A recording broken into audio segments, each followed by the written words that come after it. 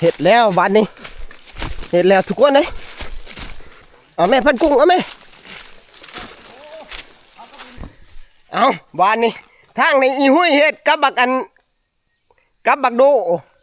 ทางนำบักไล่เห็ดนะผ่านเดือนยังไปเบิ่งนี่โตน้ำผ่านเดือนนี่แห้งใหญ่บานนี่3 โตมันยุ่มใช่โอ้ยเบิ่งตีน่าเสียดายลมนะตอนนี้เอาออกมาแป๊บเดียวได้ ห่างกันบ่เกิน50 เมตรบางหนึ่งนี่เนาะพ่อภาพเดียวกันเลยถือว่ามานเสามือนี่นี่เด้ทุกคนถ้ามันเห็ดหายแห้งๆครับมาเทียบกันแล้วนี่กะมีแต่มันผู้เดียวนะลื่นกันหลายเติบเนาะออกมาแป๊บเดียวกับภาพกันเลยตัวไปตานซ่อนได้ขยับแล้วโอ้ใกล้แล้วเว้ยขยับแล้วโอ้ไหลจบเจือเลย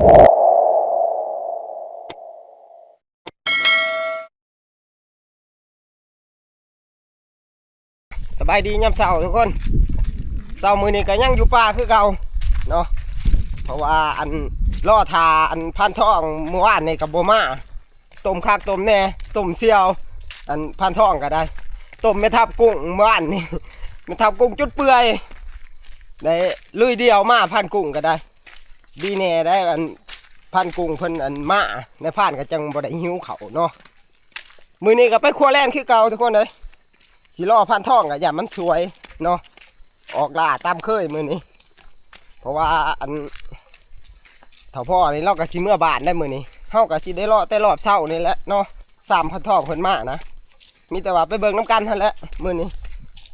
ว่าเฮาสิมานี่ยังอีกเนาะเมื่อวานนี่เฮาก็มานพอสมควรเด้บ่ว่าสิเป็นอันบักเวอบ่หรือว่าแมงหางบากเฮาก็มานเมื่อวานนี่มื้อนี้ก็สิเลาะนี่แหละจามจ่ายผู้มั่นนี่จักสิจังไดแหละเพราะว่าพื้นที่มันก็แห้งแน่เนาะมีแต่ว่าไปเบิ่งน้ำกันเนาะ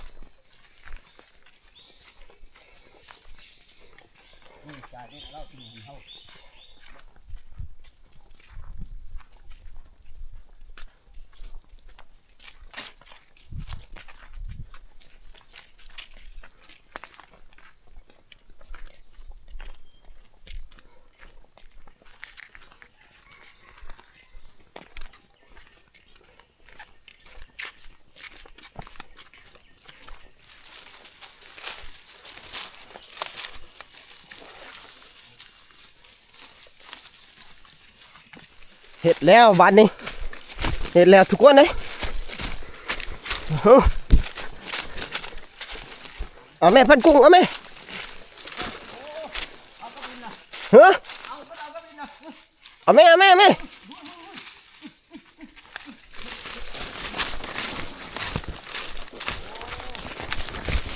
จะได้มาแล้ว ฮึกป่ะประมาณโลกว่าเรียบร้อยแล้วเอาบ้านนี้ทางในอีหุ้ยเห็ดกับบักอันกับบักโดทางนำบักไล่เห็ดนะผ่านเดือนยังไปเบิ่งแต่ที่แน่ๆเขามานแล้วตัวหนึ่งทุกคนมานแล้วเต็มหนึ่งออกมาแป๊บเดียวหนึ่งเอากับดินเลยน้องม้าเห็ดนี่นี่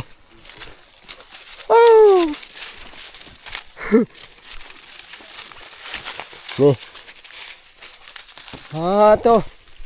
เนี่ยเฮาบ่ได้ยินเสียงเห่าเลยได้น้องม้าเฮาขู่เอากับดินมันประมาณโลปลายเนาะให้ผ่าน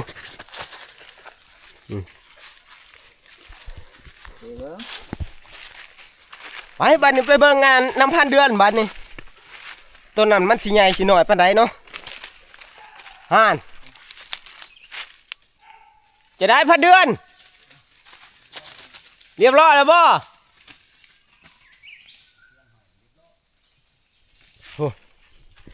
เฮาพร้อมกันทีเดียว2 ตัวเลยทุกคนเขามาแป๊บเดียวบัดสิได้ยังวะจักท่านหรือบ่ท่านแหละน้ำพันเดือนก็ได้โอ้6 ลายดอนนี่ดอนกับบ่ไก่ดอกกับเทียงเฮานี่ใกล้ๆนึงบัดสิได้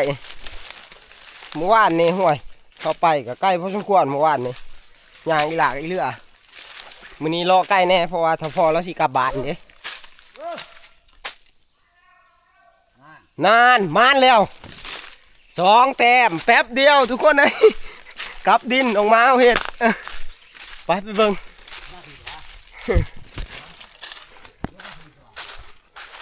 อย่างนั้นแหละว้าตัวน้ำพัดเดือดนี่แห้งใหญ่บาทนี่ใช้เบิ่งเนี่ยป๋อ2 โลปลาย 3 โตมันยุ่มใช่ โอ้ยเบิ่งตี น่าเสียดายล่มนะตัวนี้ 2 โลปลาย มาเริ่มเทิมเลยตัวนี้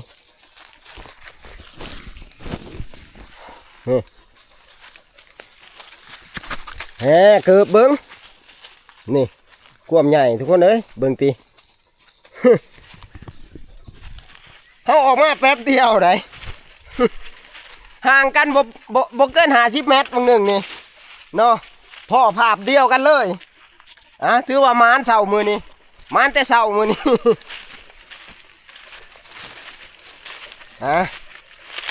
คือว่าประเดิมเสานี่มันประเดิมด้วย2 โตเลยเบิ้งเกือบมันแล้ว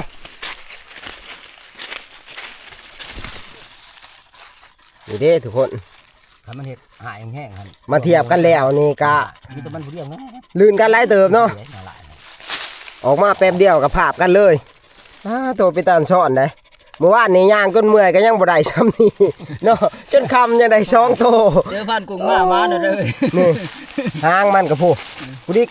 กำจูได้หางมันนี่ควบใหญ่แล่นตัวนี้เนาะไปมันเอาเขา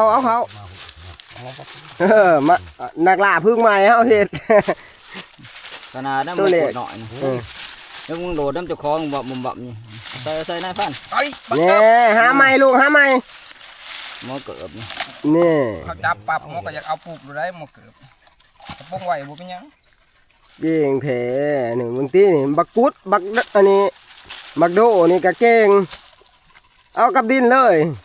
ที่ว่าเขาหาง่ายก็หาง่ายอย่างเสียงบักโดนี่เลย โอ้หมอนี่บ่ส่งเสียง ไป มันไปลุยต่อลูกเอาให้พ่อมันได้ตัวเป็นนะอย่าเอาร้ายแต่ตัวตายนี่ โอ้มันรักษายากตัวตายนี่ไป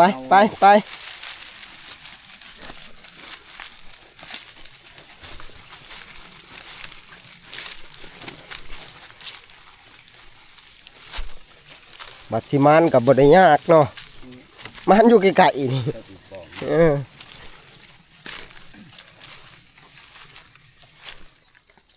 เขาทำอีกแล้วทุกคนช่องเบิ้งพันกุ้ง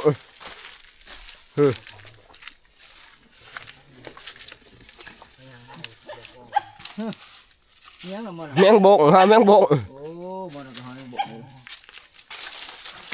มีไผ่บ่ล่ะ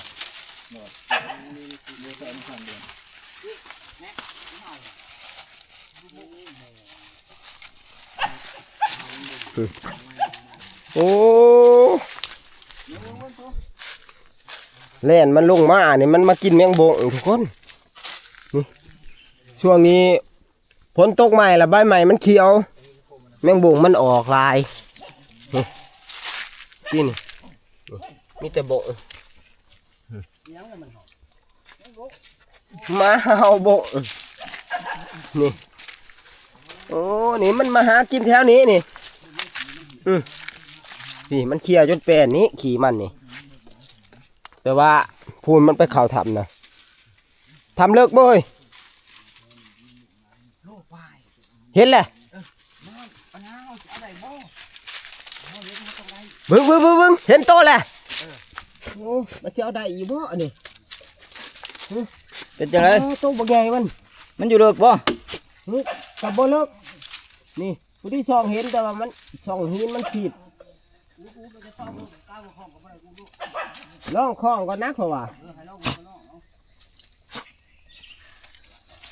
ห้องเอา ของเอาบ่ ถ้าว่าคล้องบ่ได้ก็อูดเอาแล้วลองเบิ่ง ต้องใช้วิธีนั่นเนาะ มันได้พอมันเลยมาตัดบ่วงคล้องมา เชือกงอนี่เชือก ผู้ เป็นตัวอย่างนี้ได้มั้ง มันเป็นทำหินเด้ผู้อยู่ไหนผู้โอ้โธ่เอาอันใดบ่เบิ่งลูกเบิ่งของมันได้หรือบ่แหละนี่ครับไม่ชันผู้บ่จักเคย บ่ถึงบ่ บุชันนะชัน โอ้ยมาก็พอมาบัดนี้ มาก็ยันเป็นยันเนาะ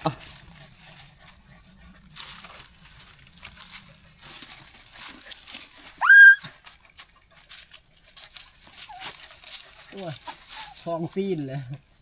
ของตีนดึงออกมาเลย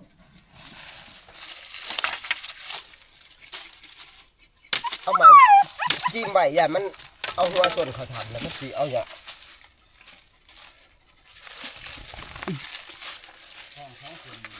โอ้ลำบากแท้เอาตัวนี้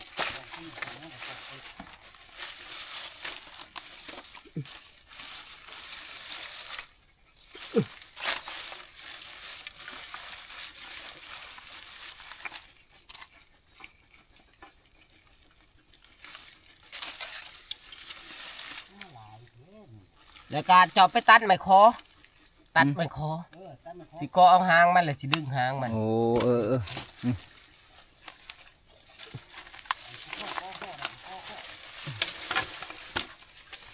เอาไม้ไล่อย่างนี้แหละเอาเป็นบ่ได้ก็จะเป็นตรงได้จับตาย เอาเต็มที่เลยเนาะ พอแต่มันได้นะในพาน ดีกว่าบ่ได้เด้ แมนเอา เอาไม้แทงมันตายแล้ว โอ้ คิดว่า แท่ เขา ง สิดึงออก แท่งน่ะหมุนบ่ เออเบิ่งสิลองดึงเบิ่งมัน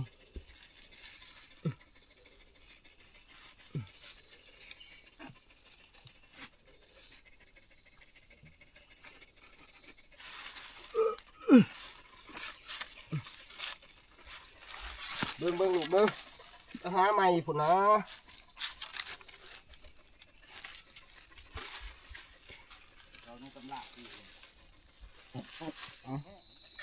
ยันในพานยัน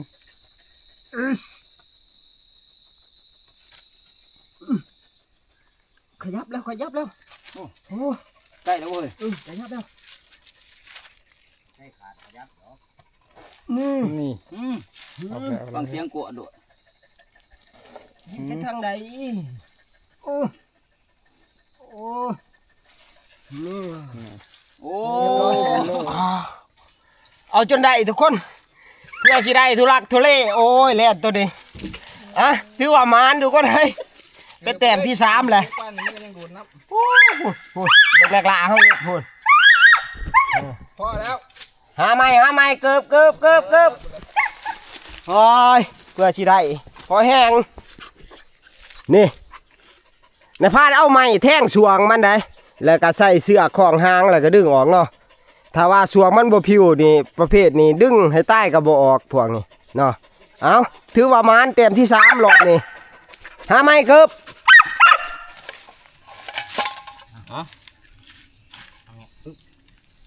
นี่เอาเต็มแห้งคักมึง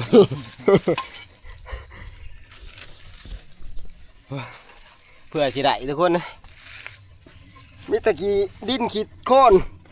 โอ้ยมอมแม่มไปเบิดแหละไปสร้างมันเดี๋ยวนี้ก็บ่มีน้ำสิล้างไปบ้านนี้ไปจนหอดแรงน้ำบ่แล้วจังสิได้ล้างต้นล้างโต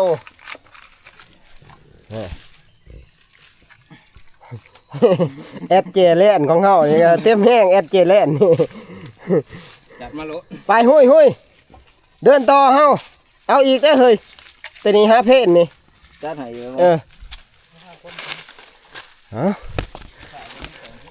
อีหลากอีเลือทุกคนเลยบูปลาหกแล้วก็มาบื้นนู่นสั้นๆอีก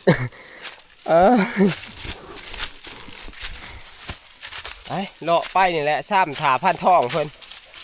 จักสิมาหรือบ่มาแต่ว่าพันทองบ่มานี่กะทีมงานเฮาก็อยู่ได้บ่เฮิงเนาะเพราะว่าข้าวสารเฮานี่ก็เริ่มอยากเบิดแล้ว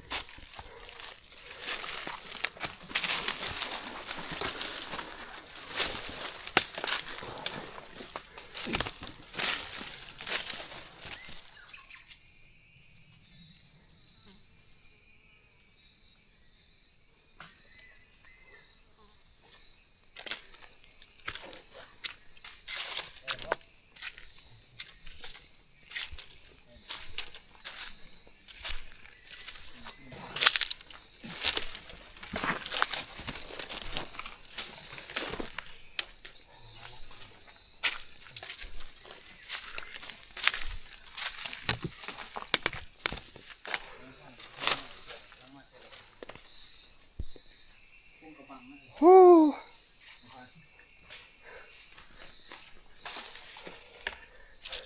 เย็นคักอ้ายบ่มีไผมาผักเลยเนาะนี่มีแต่ร่องรอยเก่าๆเลยนี่ก็คือทำแต่เมื่อก่อนนี่ผ่านป่าเพิ่นพักอยู่นี่แหละเนาะแต่ข้าวเพิ่นบ่ทันได้มีเถียงนะใช่ว่ามันเย็นอยู่นี่แล้วก็มันก็ลึกลับแน่เนาะ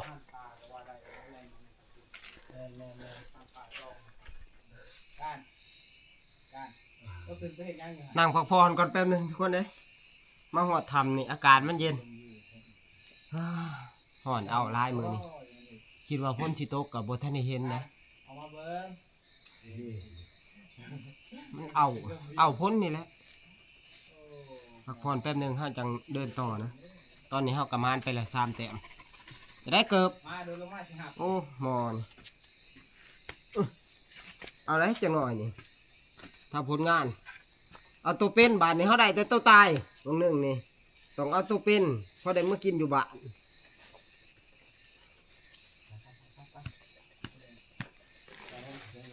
จะได้ช้ำเมื่อยช้ำมึนแล้วบ่ ห่วยคือว่าเต็มตัวเลยนางพักผ่อน ห่วยเดินต่อติ มา บักหางบักเฮากำลังออกได้ช่วงนี้ไปเบิ่งอีกไปลุยต่อ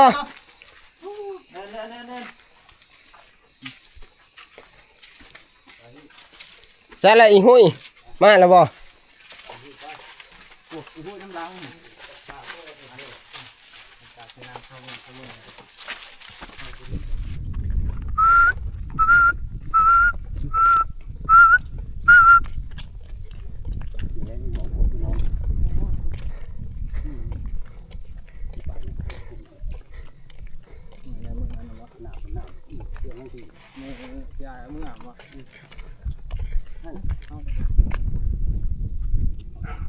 ฮึ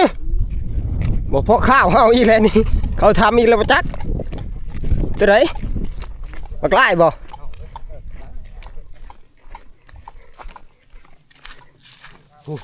มันลงทางไหน เฮาอยู่ลุ่มหน้าผาพุ่นลงไปซ่องมึงเบิ่งฮึจักมันลงได้จังได มันลงได้จังไดวะโอ้เห็นบ่บักไล่อยู่ในถ้ำมาแหล้วเขาทำอีกแล้วฮะ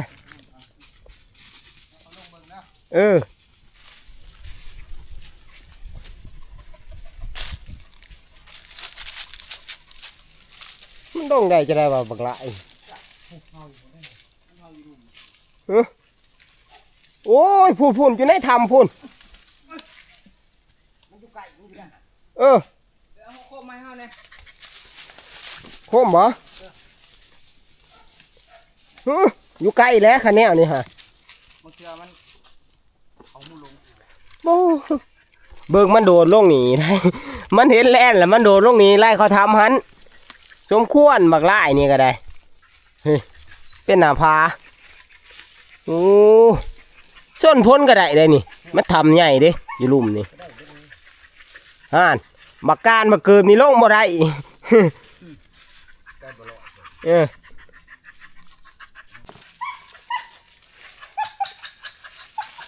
ยังแบบโอ้ยมอหาลงบักเกิบนี่มันสั้นหลายโอ้มีแต่หนาพาแท้นี่มีแต่ทำหินทำบักล้างน้ำมาแหละแถวนี่หลายขัด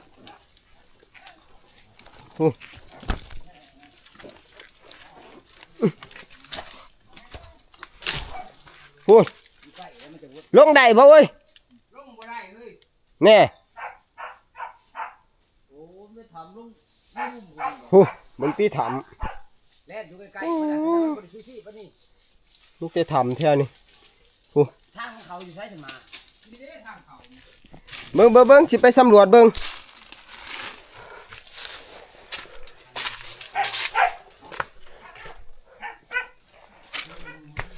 หาไล่งัดได้บ่ฮึ แล่นบ่ได้เนี่ย น้องม้าเฮาอยู่กองพื้นถ้ำผู้โอ้ ใกล้แล้วนี่แหละมันอยู่ใกล้นี่แหละนี่มาช่องในหลืบเบิ่งนี่อันนี้แถวหลืบหั่นอย่าวางส่วนหลืบจะได้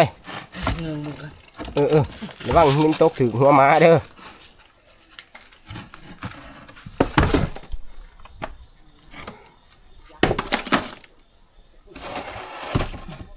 หินเอียงแค่มาแตกออกแน่นี่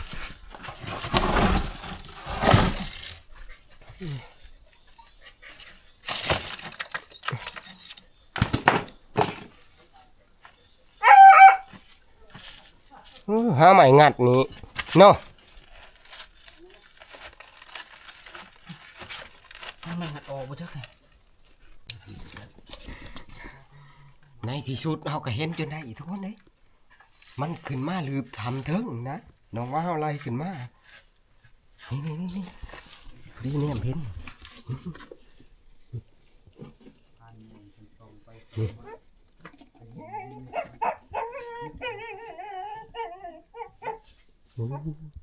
เห็นบ่พอเห็นบ่ทางนั้นอย่าไปมันถอยลงแล้วโอ้ลงแล้วพ่ออย่าไปเจ้า เว้ยนี่ที่ไหนง่าย ลงแล้วห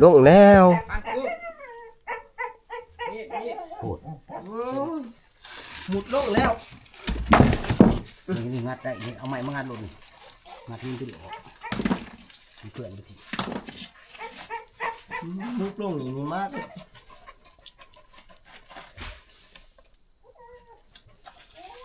ทุกปริญญาแล้วมาเจ็บปากมาเจาะเขาบ่เห็นมันต้องเห็นกึ่งไปเลยกึ่งน้ำไปคนเลยเห็นบ่เห็นไรกึ่งน้ำเขาแท่งเอา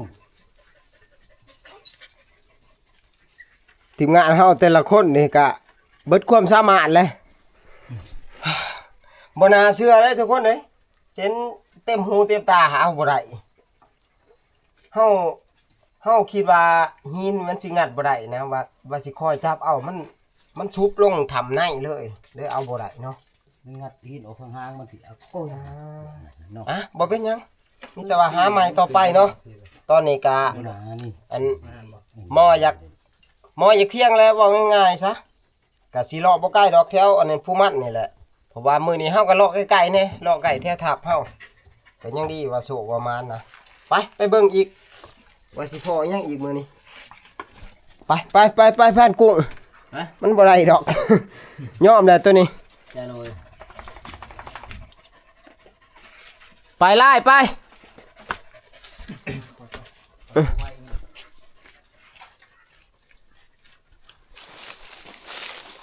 เกิดไปโชว์บอกเขาคางแล้วตัวนี้นี่แต่หนาพาได้เที่ยวนี่น้องม้าเฮากับมันกับโบทัดแล้วเนาะเพราะว่ามันโคบแล่นมันกะได้ยินแล้วฮัดน้องม้าเฮานี่มันก็ไว้ตัวทัดเลย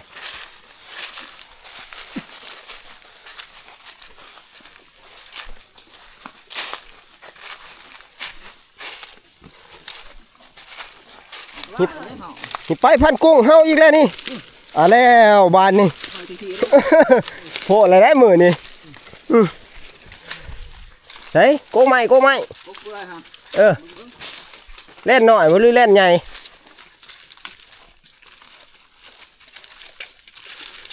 นี่เฮาขี่โก้ขี่เขี่ยมบ่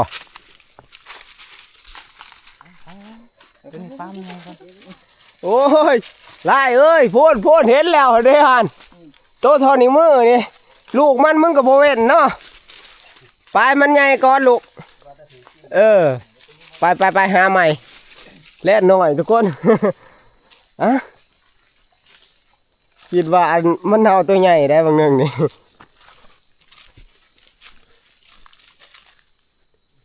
ลูกไปนี่เนาะ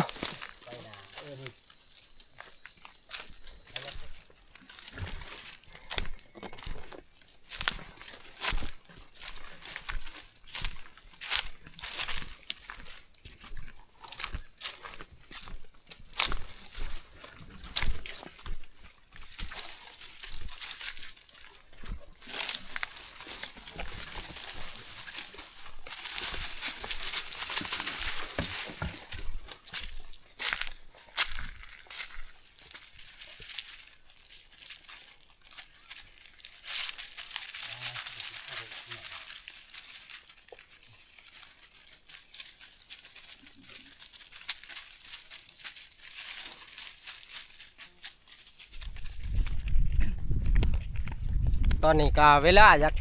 อยากเที่ยงแล้วทุกคนเลยเอ้าเฮาก็สิยุติการครัวไว้เท่านี้เนาะเฮาก็สิเบื่อหนาขึ้นทับนะเพราะว่าถ้าพ่อเราสิกลับบ้านมื้อนี้แล้วก็มาหลายคืนเลยแต่พ่อบอกเฮียงพุ่นเนาะไปเมื่อทับเฮาไปแต่งอยู่ครัวกินพาทองก็คือสิมาแหละกับพ่อใหญ่จอยครัวไก่ดอกครัวดอนเดียวนึงนี่นั่นเด้งูนผ่างูนพ้นสิมาอะไรได้นี่คาดว่ามือแรกนี่คือสิตกแล้วเบิ่งช่วงนี่อากาศมันก็ร้อนเอาตกก็เป็นการดีแหละเพราะว่ามือต่อไปนี่เฮาสิได้ออกล่างง่ายขึ้นนะพวกหางบักหางหยังก็คือสิออกถ้าว่าฝนตกเนาะ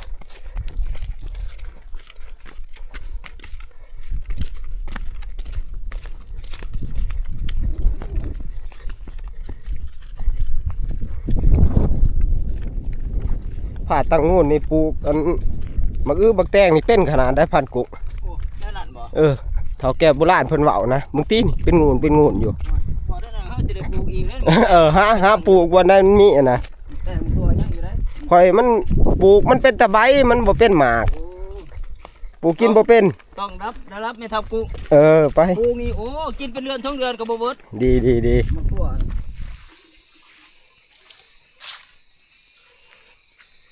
มาหอดทับเฮาแล้วทุกคนเฮ้ยโอ้ยบ่ทันได้เห็นหน้าหอดพันทองโผล่มาเดี๋ยวนี้เฮ็ดคักแล้วบัดนี้พันทองนี่ต้มพันกุ้งอีกแล้วตายคักบัดนี้ข้าวสารเฮาก็ยังบ่หลายบัดสิได้หิวข้าวเด้ถ้าพ่อเราก็มื้อเราบ่หิวแล้วบัดนี้ในพันเองกับพันกุ้งนี่แหละสิหิว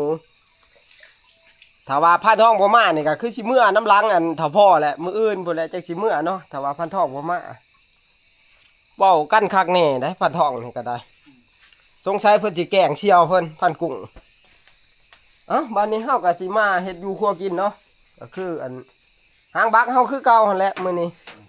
เพราะว่าอันบักเวอเฮาก็ว่านนี่กินมื้อชื่อนี่ก็กินมื้อนี้สิกินแล่นอีกเนาะถ้าพ่อเพิ่นว่าสิลงมือเองนะเพิ่นว่าอันเพิ่นมีเมนูเด็ดได้มื้อนี้เพิ่นได้ใบกระโพดป่ามาแกงใส่นะ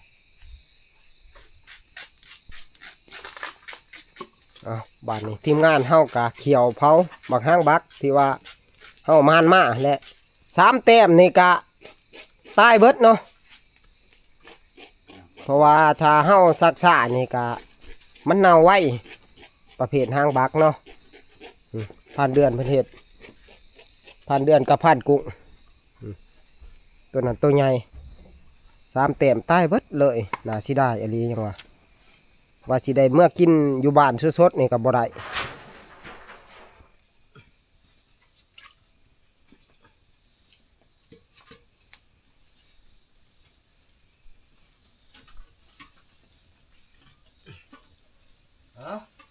เขากะในบ่ในก็สินึงแล้วมื้อนี้หิวข้าวแล้วคิดว่าสิรอกินข้าวน้ำพันทองนั่นแล้ว โอ้บัดสิรอกินข้าวน้ำเพื่อนรักฮักเตรียมโหดข่อยบ่ โอ้จะบ่ต้องค้องเด้อเพิ่นเด้อ โอ้ย ต้มข่อยหลายเทื่อแล้วได้ข่อยโดนเปื่อยมานี่3-4 เทื่อแล้ว อันนี้จังว่าเพิ่นว่าลาวต้มลาวนี่ แม่นต้มคักต้มแน่ดิ ต้มจนเปื่อย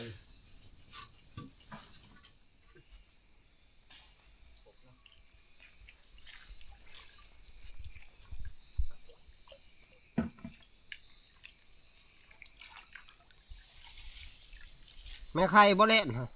แม่ไข่เอ้ย โอ้ ไข่กำลังสิซ้ำปี นับเบิ่งหาจักหน่วย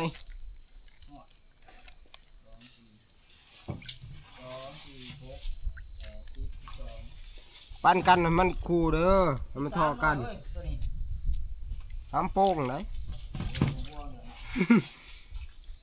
มันผู้เฮ็ดได้กินหลายกว่าหมู่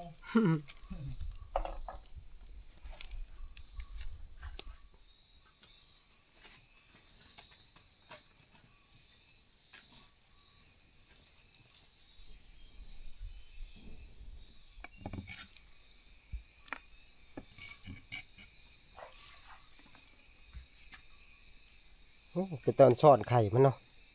โอ้หนานี่มันคักเด้อแลน ใช้ระบี้มันแตกบ่จัก นี่ย่างอยู่วีมัน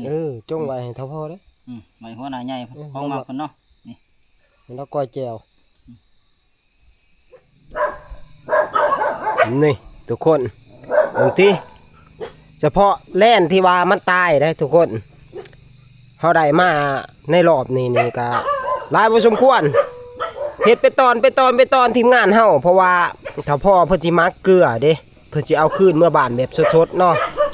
ส่วนนี้เฮาสิเฮ็ดกินเนาะเฮ็ดอยู่เฮ็ดกินอย่างน้อยนี่แหละพี่ไข่มันโอ้ยไปตามช้อนมาแล้วบ้านนี้พันทองมาแล้วได้ยินเสียงลกมาตาดแล้วพอดีมาท่านพระเขาบ้านนี้สะออนไข่มันนี่เด้มีแต่หน่วยใหญ่ๆเบิ่งไปถามเพิ่นก่อนพันทองนี่จังได จะมาตัดเป็นทอน จังไดมาต้มคักต้มแน่กันคักแท้ โอ้ยคุ้มยาบ่ได้เอาในพระ ฮ้อตายแล้วเฮ็ดให้เอ็นพันกุ้งโมโหโอ้ยสิแม่นต้มกันคักกันแน่ ลาบ่ได้เอาก็ต้องบอกเสี่ยวดี เออ ๆเสี่ยวแล้วเก็บเครื่องเก็บของแล้วโทรไปมาบ่ขึ้นหัวโอ้ได้น้องไหม แน่พ่อใหญ่จ้อยก็มาแล้วโอ้แล้วได้อีหยังอันนี้เฮ็ดไข่พอดีแหละมาท่านพระเขาคิดว่าสิบ่มาแหละนี่ทีมงานเฮาสิอันนั้นแกงแล่นไม่ไข่พอมาฮอดแล้วก็แต่งให้พันทองโลดเฮ็ดกินนี่ใส่โทษเพิ่นเด้เพิ่นตัวจะได้ในผ่านแซ่บรู้ว่านี่ พักอะไร ห่วยแซ่บแล้วก็โป่งติ บ้านทำพอดีสุ่มหวาน มาบัดนี้กินข้าวนำกันทุกคนมื้อนี้แกงแล่นใส่ใบกระโพกปลาที่แรกว่าตาพ่อเพิ่นว่าสิแกงพอดีพันทองมาซ่าถ้าพ่อหายแล้วใส่โทษเพิ่นให้เฮ็ดกินบัดนี้ คักเด้แล่นก็แล่นแม่ไข่มื้อนี้ พักที่หน่อยเด่นไหม ได้ไหมลูกอ่อนแล้วบ่อยากขับไปไหน สด งูคนเลี้ยงลูกมันเล่นผมเลี้ยงลูกเนาะใครกินแล้วก็ไป ใส่แล้วพ่อใหญ่จ่อยถึงอยู่บ่พ่อใหญ่จ่อยโอ้ยน่าสิได้เด้กินฮอดเราจ่อยๆเมื่อวานนี่ได้กินนางกอบ ซอยชิ้น เอากิน ตอนบ่สินหมู มันแห้งแล้ว ขามห่วงขาม กินข้าวอิ่มแล้วใช้ว่าสิชูน บ่จะชูนนะเห็นหน้าเสียแล้วก็บ่จะชูนใช่หรอก โอ้ย เพ เจ้า ราะว่าบ่อะไรซื่อๆแหละคนใจดีมันชูนให้หมู่บ่เป็นดอก เก่งกับปากซื่อๆเจ้าเนาะ ปาก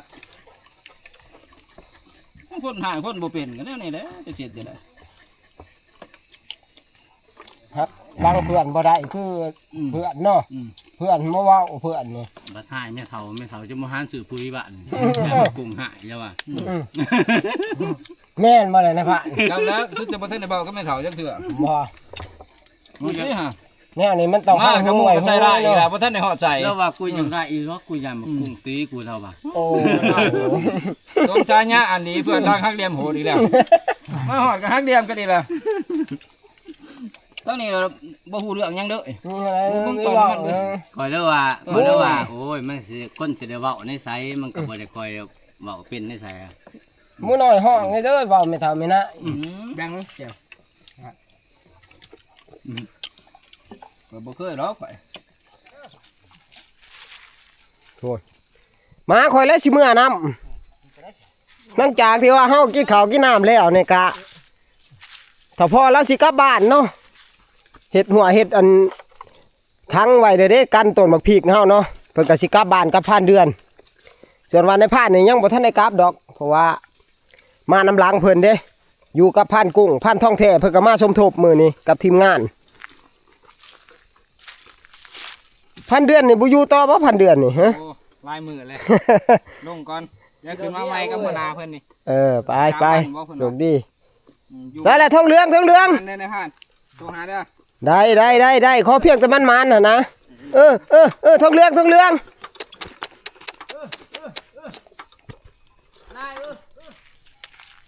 บ้านนี้ถ้าพ่อกับเมื่อเลยยังเหลือแต่ทีมงานในพานนี่แหละจักสิจังไดแหละเพราะว่าช่วงนี้มันกะพ้นบ่ตกดินมันกะแห้งแน่ไม่ต้องโขบสำหรับกลัวบักห้างบักเฮานี่ก็สิมานหรือบ่มานเพราะว่านักล่าเฮานี่ก็เมื่อเลยเด้บักล่ายเนาะยังเหลือแต่นักล่าพานทองบ้านนี้กับน้องม้าในพาน กะมันกับโบเกงพอประไดดอกมันเป็นอันมาสมทบทุกคนบัดนี้กะบ่มีหยังหลายดอกคลิปนี้เนาะในพานเองก็สิปิดไว้เพียงส่ำนี้เนาะไว้พอกันใหม่ในคลิปหน้านะ